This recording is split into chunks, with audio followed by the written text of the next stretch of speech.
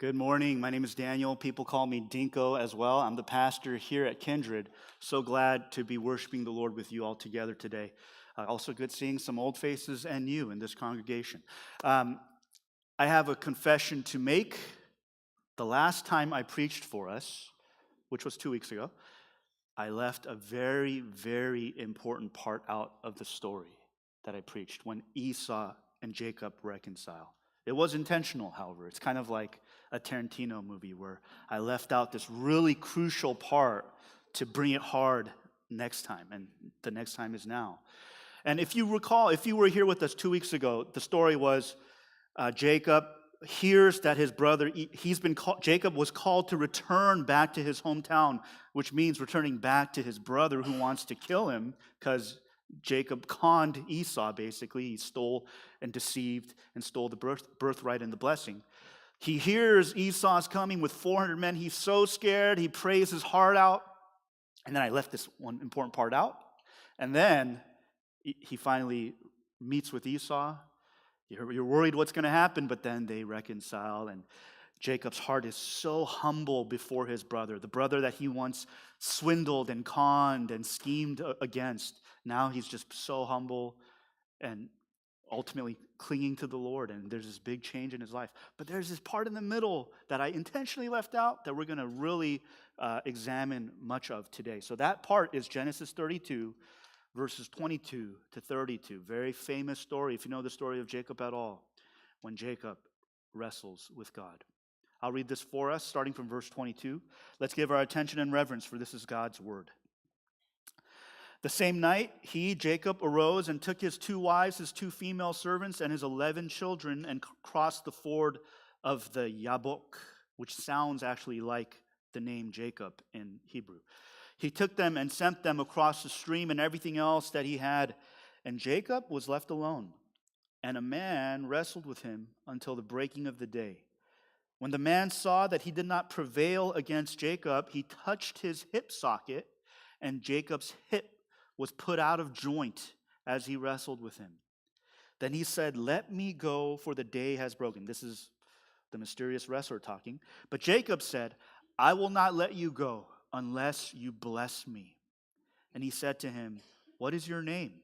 And he said, "Jacob." Then he said, "Your name shall no longer be called Jacob, but Israel, for you have striven with God and with men and have prevailed." Then Jacob asked him, "Please tell me your name." But he said, "Why is it that you ask my name?" And there he blessed him. So Jacob called the name of the place Peniel, saying, "For I have seen God face to face, and yet my life has been delivered." The sun rose upon him as he passed Penuel, another way of saying Peniel, limping because of his hip. Therefore, to this day, the people of Israel do not eat the sinew of the thigh that is on the hip socket, because he touched the socket of Jacob's hip on the sinew of the thigh. This is God's word. Once again, and right after what we just read, that's when Jacob encounters Esau, humble, clinging to the Lord, reconciling, weeping, and Jacob is indeed a changed man. And this was a huge part. This was a huge part that led to that sort of transformation. Jacob is alone. His family is, sleeping, and he finds himself by himself, probably just somewhere outside, and all of a sudden, out of nowhere, this turns into a wrestling match. A jiu-jitsu match, perhaps. And like the best jiu-jitsu match or MMA match, this is a battle of attrition. Like, it's not a quick knockout. It's not a quick tap out. But it goes all night where they're wrestling, they're fighting until the break of dawn, until the sun comes up. And we don't know who this mysterious person that Jacob is wrestling is in the very beginning of the story, but by the end, Jacob realizes, and of course, we as the audience realize, that Jacob has been wrestling with God this whole time. God in the form of a man, this God-man, if you will. And through this wrestling match, we learn some important lessons about what it means to walk with God, what it means to have a relationship with God. And the first lesson we see is this: God wrestles with you because he loves you. God wrestles with you because he loves you. Please know this. Please know this, especially as Thanksgiving is right around the corner. There's an interesting wordplay in this passage. I kind of alluded to it, but remember, this happens by the Yabok, right? We saw that in it. Yabok sounds like Jacob. It is this interesting switching of just two of the consonants, but the vowels are the same. And then another interesting wordplay that we wouldn't know unless you look at the Hebrew is the word wrestled here sounds kind of like Jacob as well. And so many scholars will tell you, it's kind of like saying Jacob got Jacobed at the Jacob, right? And what that means for us is what happens here by the ford of the Yabok, right, is a representation of the entire life of Jacob. This wrestling match that's happening here is a microcosm of Jacob's whole life. God wrestling with Jacob reflects Jacob wrestling for his earthly father's love. We remember that, right? He wanted his dad's love, Isaac's love, so hard, so much, and he would do anything to get it. He would even be deceitful and unethical and scheming and tricking people. It represents how he wrestled with his uncle Laban's schemes, how he wrestled for the love of Rachel, how he and Rachel both, as well as Leah, all wrestled in that crazy family dynamic. And now here Jacob is wrestling also with the threat of Esau, worrying that Esau's going to kill him and his whole family with his 400 men approaching. But once again, God wrestles with Jacob because he loves him. God wrestles with Jacob to bless him. God wrestles with Jacob to shape him, to sharpen him, to make him his own, to grant him greater character, greater humility, greater faith, ultimately. A pastor by the name of Paul Washer gave this great insight, really helpful insight, as he referenced a passage from the prophet Malachi, also quoted in the book of Romans. You guys probably remember this, where God says, Jacob I loved, Esau I hated. Jacob I loved, Esau I hated. And the question to ask is, well, what does that love and what does that hate look like? It's not just like a simplistic thing, right? It's not like God was mean to Esau and he was super nice to Jacob. We don't see that throughout this whole story in the book of Genesis. What does it mean that God hated Esau, the older brother, and loved Jacob? Well, in Esau's case, what we see in this story for the most part is that God left Esau alone. God didn't do anything to Esau or with Esau. In the midst of all his foolishness, his godlessness, his sin even, God just kind of let him be. He let Esau be. But not so with Jacob, right? With Jacob, God wrestles with him. God allows all this wrestling and struggle in his life. And the Bible actually tells us God does this not only to Jacob, but to you and to me because he loves us. I think of Hebrews 12, a passage that encourages Christians not to grow weary or faint-hearted in their struggles. Hebrews chapter 12, verses 5 and 7. Have you forgotten the exhortation that addresses you as sons? Quoting Proverbs here. My son, do not regard lightly the discipline of the Lord, nor be weary when reproved by him. For the Lord disciplines the one he loves and chastises every son whom he receives. It is for discipline that you have to endure. God is treating you as sons. The Lord disciplines the one he loves. He leaves you alone if he's not trying to shape you, trying to sharpen you, trying to bless you, trying to make you his own. But he disciplines the ones, the sons, the daughters he loves. We need this in our theology. We need a theology in which there is a God that might actually put us through some hardships or at least allow some hardships for the sake of our good. I'm not a fan of trying to answer and give an explanation for every time we find ourselves asking, why did this happen to me? Why did this hard, terrible thing happen to me? I'm not a fan of always trying to give an explanation, always trying to give an answer for that. But at least one likely answer is that God is treating you like a son. God is treating you like a daughter. He is wrestling with you because he loves you. He is shaping you. He is sharpening you. He is bringing you closer to himself. There's a comedian by the name of Pete Holmes. You may know him. He's a likable guy. But a famous part of his story, it's well known, he talks about it kind of a lot, I think, is he left his Christian faith. He grew up as a Christian, and then at some point in his adult life, he left his faith after his wife left him.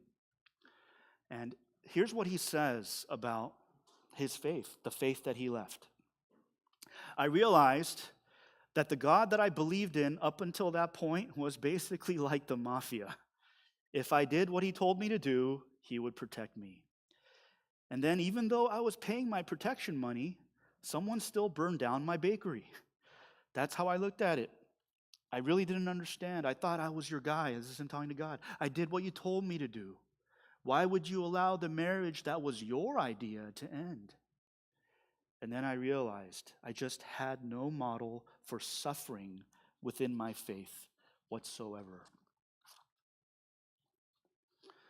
Although I don't agree with the response to that situation of leaving his faith, we all have to admit it is a keen observation. The observation of his error in his theology. This was a man who I do hope the Lord brings him back to himself one day, but this was a man who didn't know a God who wrestles. This was a man who only knew a God who does everything you want, who never allows discomfort and even devastation because you're following him and you're obeying him. But that is not the God of Abraham, Isaac, and Jacob. That is not the God of the Bible. That is not the God we believe in.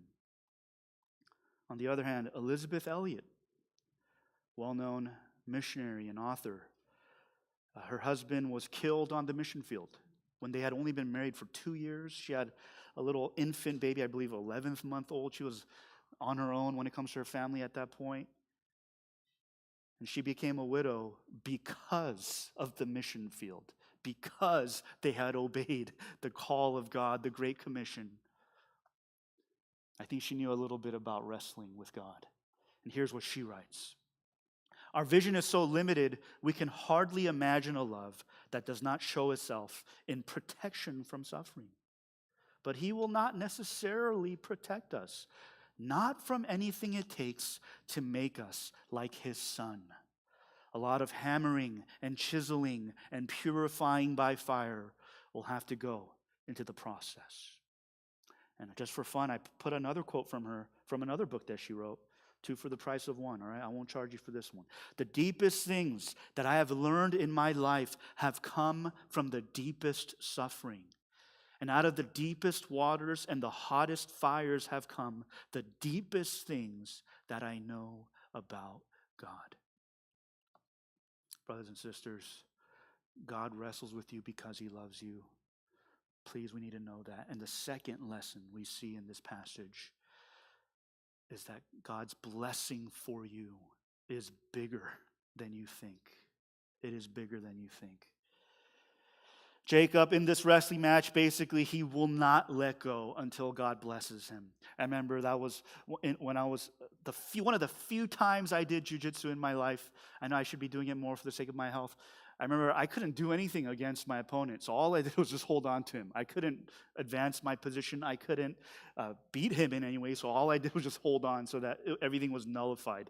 I feel like that's kind of what Jacob is doing here. He's just holding on, and he's saying, I'm not going to let go until you bless me. And the big $1 million question for us today is, what is this blessing? What is the blessing that Jacob is looking for?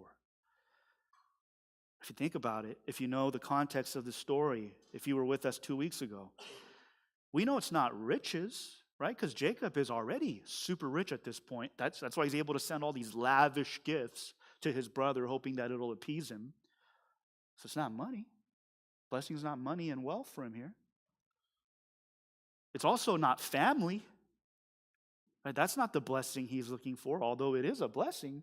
But think about this. He already has 2 wives. He has 2 concubines, or female servants. He has 11 sons at this point. At this point in the story, Benjamin has not been born yet. He has a daughter named Dinah too. He is rich when it comes to family too. But he still wants to be blessed. So it's not wealth, it's not family. It's bigger than wealth. It's bigger than family. It doesn't mean more wealth and more family, but it's bigger than that. It's greater than that. I think we have a hint in Genesis 32, our passage, verses 29 and 30. Then Jacob asked him, this is interesting, right? He says, tell me your name. Hey, guy who's wrestling me, tell me your name. I want to know your name. And of course, God says, basically he says, why do you ask my name? The idea is like, you can't know my name. My name's too big for you. And there he blessed, and that's when he blessed him. And then Jacob called the name of the place Peniel. Why? For I have seen God face to face. To be blessed is to know God. Not know about God. Not know theology. Not know just some intellectual ideas about God. But it is to know him, to belong to him. I have seen God face to face. That's a very intimate encounter. You ever do jujitsu? You know what's interesting about jujitsu? If you've never done it, you have to get really close with that person, right? And if they're sweaty, their sweat's all over you now, dripping on your face. It's very intimate in that sense. It's true. And he had that encounter with God, seeing God face to face. His sweat fell on his face. This is what blessing is. It's to know God like this, to know God this close. God even names him, or rather renames him, right? To be named by something. You can't name something that doesn't belong to you, right? I can't go to the hospital when your newborn baby is born and be like, his name should be Jeff, right? You shouldn't allow that ever, right? You only name that which belongs to you. And God is saying, you are mine as I rename you from Jacob to Israel. This is what Jacob fought for his entire life, right? Think about, Jacob got Jacob after Jacob. His whole life was looking for this sort of approval and acceptance and belonging. He wanted that first from his own father, Isaac, to the point where he deceived him into blessing him because he wanted that affirmation so bad. And he wanted to know his father in this deep, powerful way. I'm sure a lot of us can relate to that, some of us at least. And he was willing to do anything to get it, but of course he doesn't get it because it ends up causing him to have to run away from home, and he has to leave his father, basically. And then he moved on. He moved on to looking for belonging and affirmation and being known deeply and powerfully and intimately by looking for the love of a woman, Rachel specifically. And I'm sure they did love each other. And they even through their struggles with infertility, they finally have Joseph. And you would think all is well now. It's all good now. Mission accomplished. But no, it still wasn't enough. He's still saying, God, I need you to bless me. I still need more. I still need something bigger. He still needed that ultimate belonging, affirmation, to be known deeply, powerfully, intimately, face to face with God. The maker you meet. Remember, he's the maker you meet. Our hearts are restless until they rest in thee. The words of St. Augustine. And if we go back in Genesis, of course, this is the original blessing that his grandfather Abraham had. Genesis 17, I will make my covenant with you and your offspring, and I will be your God. That's the promise God makes to Abraham. That's a very special, intimate relationship, a special kind of affirmation and belonging and being known personally. And to be blessed is to belong to that line, to belong to that lineage, to belong to that family of God. It goes all the way back to Adam and Eve. If you think about it, the seed of the serpent versus the seed of the woman. To be blessed is to belong to the seed of the woman, ultimately culminating in Jesus. Some scholars even say that, God touched Jacob's thigh, right, to dislocate his hip. And the thigh is actually, in the Old Testament times, a representation of your offspring. It's a representation of progeny. And it makes sense. God is touching him, and his lineage is belonging to God's lineage. And the Bible tells us you and I can be offspring of that same lineage, offspring of Abraham through faith, because Abraham was the father of faith. And just like his grandfather, Jacob, ultimately was blessed through faith. I love what Edmund Clowney says. He's a theologian, a professor from my old seminary from long ago. He writes this: lame and helpless, Jacob could only cling to the one who had laid hold of him. His victory was a victory of faith. He did not let go because he could not. God's blessing was all his hope and desire. Faith wins when it knows that all is lost and clings to God alone. I love that. Jacob clinging to God in this wrestling match, saying, God, you need to bless me. You need to bless me, is a perfect picture of what faith is.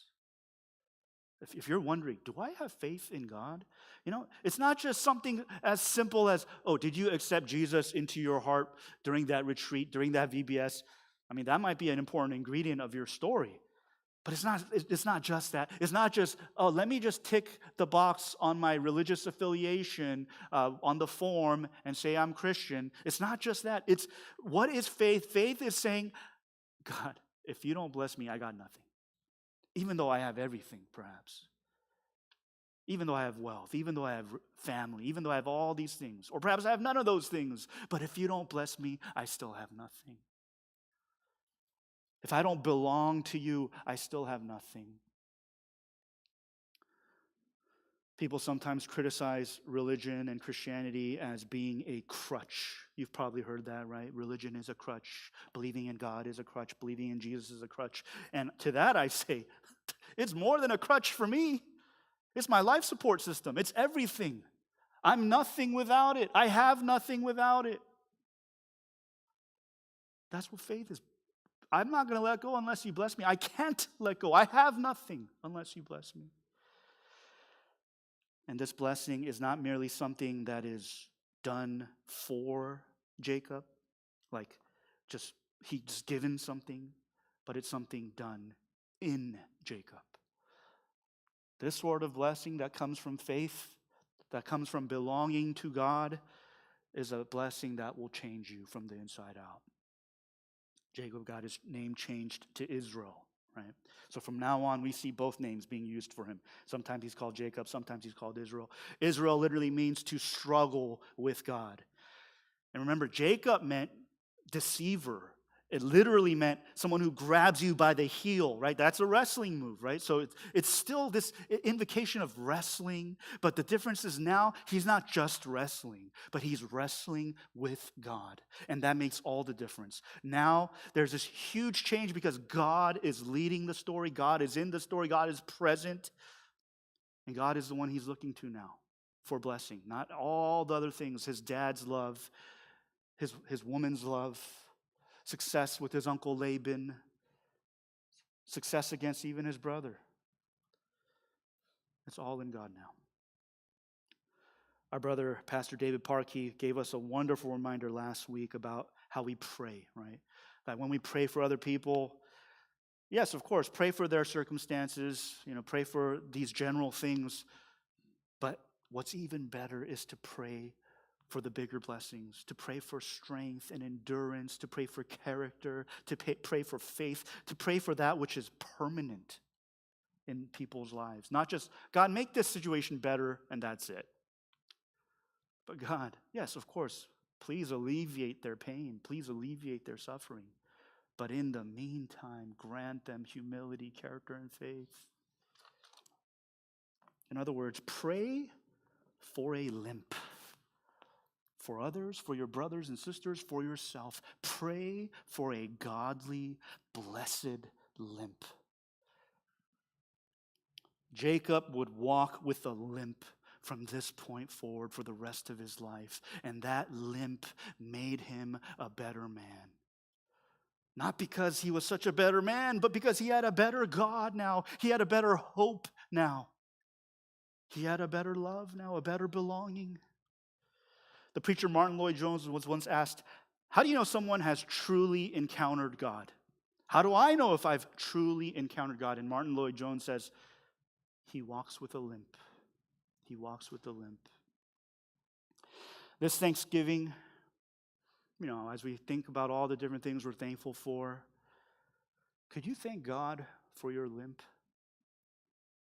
Whatever your limp may be, ask yourself, what is the limp of my life?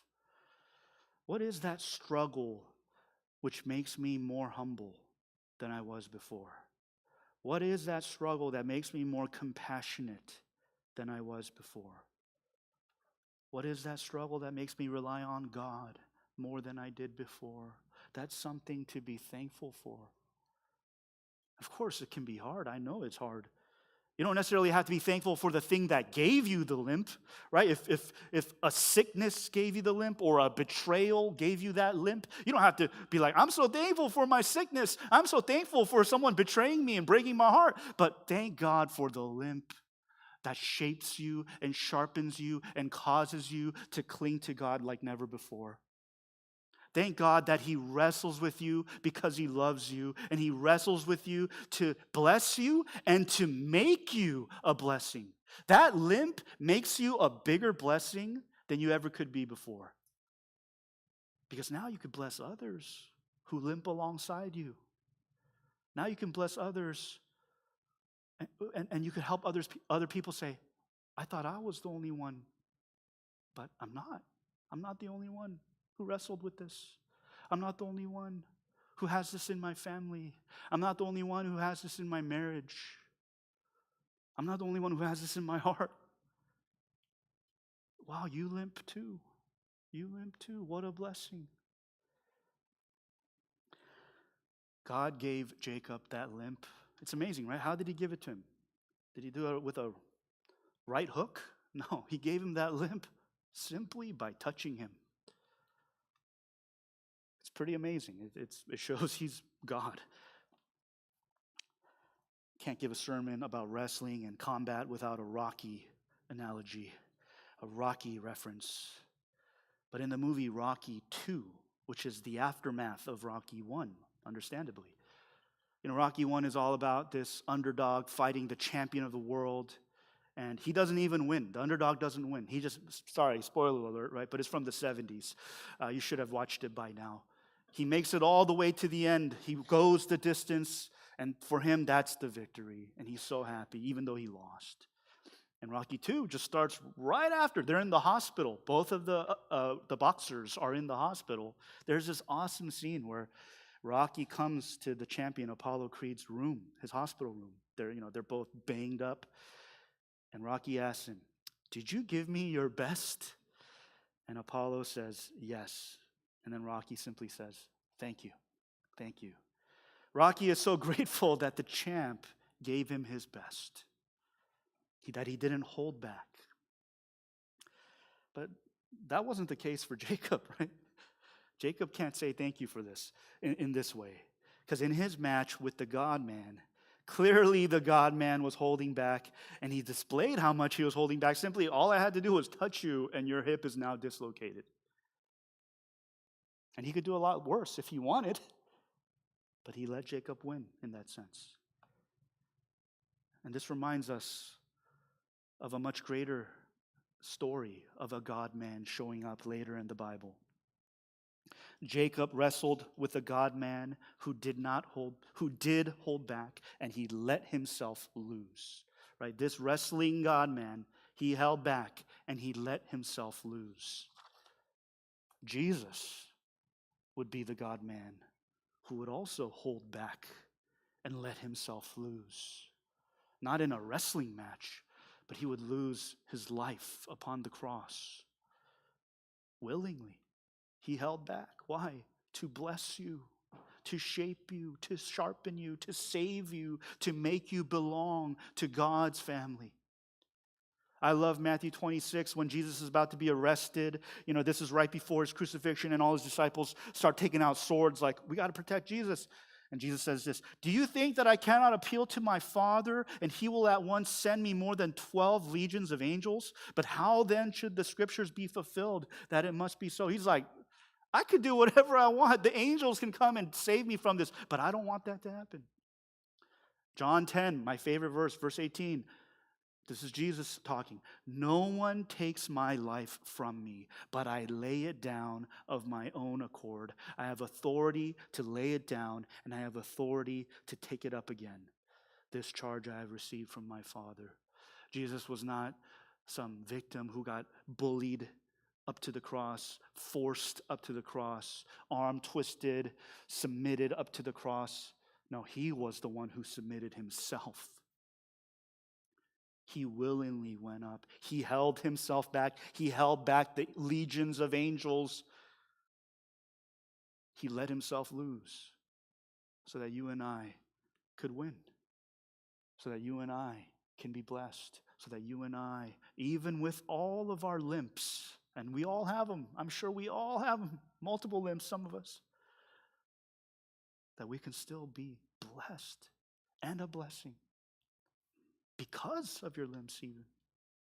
If your faith is in this God-man who let himself lose upon the cross, you can be sure that you too are like Jacob. God wrestles with you because he loves you. God has a bigger blessing for you than the things of this world.